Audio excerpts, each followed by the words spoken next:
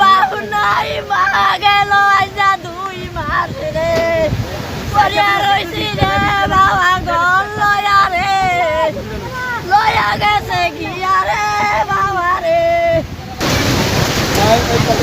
সব ভাঙ্গা ডুবিয়া গেছে গিয়া গো বাজান কি কইতাম আমি গো বাবা গো দুটা ঘর বাবা মরিয়া ভাঙ্গা সব গেছে গিয়া গো কি কইতাম বাবা গো আমি আর কোন সাগর যাবো গো বাবা এই সাগর তো নেই গো চাল ডাল যা কিছু আছে সবকিছু পানিতে ভেসে যাচ্ছে।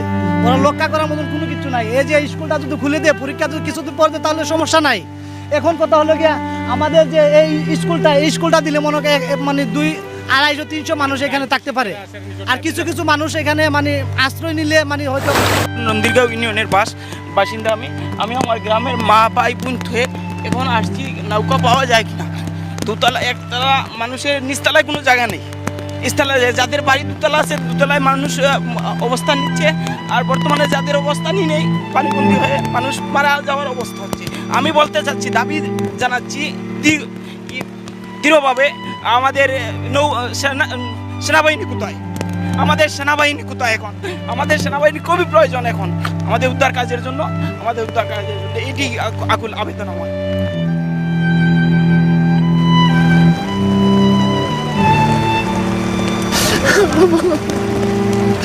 আমরা কোনো পানি উঠে গেছে, আমরা বাচ্চা নিচে হলো গরুর মাঝে সত্যি খাটের মাঝে রাখছি, সব গরু মরি জীব করে নিয়ে আইছি। আপনারা কোথায় যাবেন? আমরা এলাকা যা আছে সব আমরা এই ক্ষতিগ্রস্ত হয়েছে। আমরা অবস্থা এখন খুব খারাপ। আমরা সব খাবার অবস্থা খুব খারাপ। আমরা ঘর বাড়ি যা আছে সব, ধান চাউল যা আছে সব কিছু, গরু বাছুর যা আছে সব আমরা পানির নিচে চলে গেছে। আমরা এখন অসহায়। আমরা সাহায্য করুক বাংলাদেশ সরকারের কাছে, এইটাই আমার কামনা।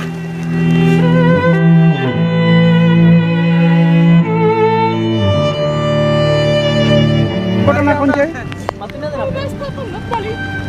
সবটা বাসি গেছে আমার ধান চাল সব টাকা পড়ছিল, সবটা বাসি গেছে কিনা বাবা। এখন কাপড় লইয়া বানাইছি না।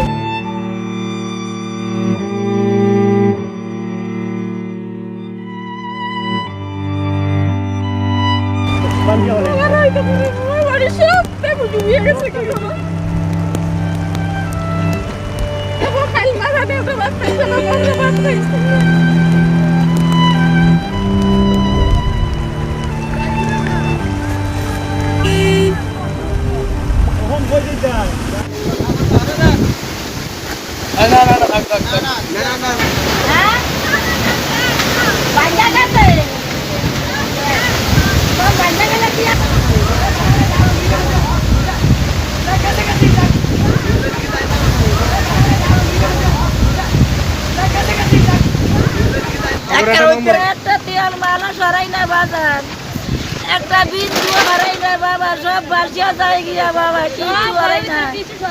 কিছু সরাই না বাবা, সব বাসিয়া যায় গিয়া বাবা। নদীতে বাসা গেছিল আমার ইত্যাদি আইডেন্টি কার্ড মার যা আছে আমার ইত্যাদি সব কিছু গেছিল। আমি তখন ঘরে ফাঁসিয়েছিলাম।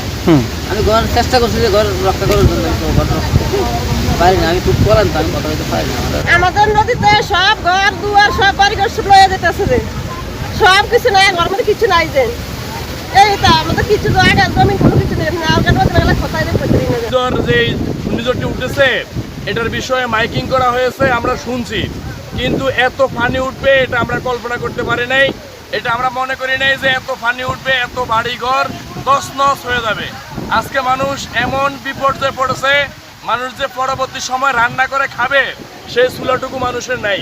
এখন আমাদের দরকার পর্যাপ্ত পরিমাণে শুকনা খাবার এবং সরকারি যেই সহযোগিতা দরকার এই অঞ্চলের মানুষের, এই আলেকজান্ডার ইউনিয়নের দক্ষিণ অঞ্চলের মানুষের এখন এটা দরকার। কারণ এখানে শত শত ঘর পড়ে তছনছ, ফ্যামিলিগুলো সব শেষ। আমরা জামুগাড়ি কি করা আছে রাস্তার লগে ঘর, রোডের লগে ঘর, সেদিকে বেঁচে আছি রেখে দিলে আমার ঘর খবরিয়া গেছে ব্যাগ করে গেছি এটা বাসাই না অনেকে দেখা গেছে আমাদেরকে কালকে ম্যাকিং করা হয়েছে বিদ্যা আশ্রয়কেন্দ্রে যাওয়ার জন্য। আমরা হিসাব করছি যে দিনের বেলা আছে আমরা যেতে পারবো, এমন সময় হঠাৎ করে আক্রমণ যখন হলো তখন একদিকে দেখতেছি আমাদের কাগজপত্র সব কিছু বাড়ির ঘর ভাতের থালাগুলো পর্যন্ত পানিতে ভেসে যাচ্ছে। তখন আমরা এগুলা দেখা গেছে উদ্ধার করতে যেয়ে এখন আমরা আশ্রয়কেন্দ্রে যেতে পারিনি। সব নিয়ে গেছে, এখন আমরা কোনো ঘর দরজা কোনো নিতে পারি না, মানুষ কোনো বাঁচতে পারে না। এই অবস্থা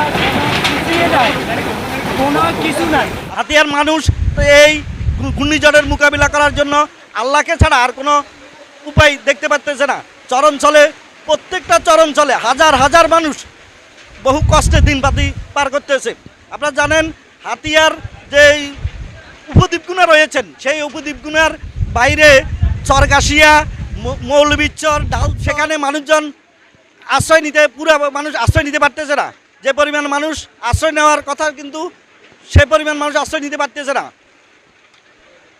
আমি এই মুহূর্তে দাঁড়িয়ে আছি ননচিরা ঘাট এলাকায়, একটা বেডির বাইরে একটা এলাকায়। এখানে বাতাসের এবং জোয়ারের এত তীব্রতায় মানুষের ঘর বাড়ি দোকানপাট সব কিছু জোয়ারের পানিতে ভেসে যাচ্ছে, মানুষ হাহাকার করতেছে। আপনারা দেখতে পারতেছেন বাতাসের কি তীব্রতা এবং জোয়ারের যে তীব্রতা, এই তীব্রতার কারণে এখান থেকে এখানে মানুষের যে অসহায়ত্ব তার ছিটেফাটো নমুনা এখানে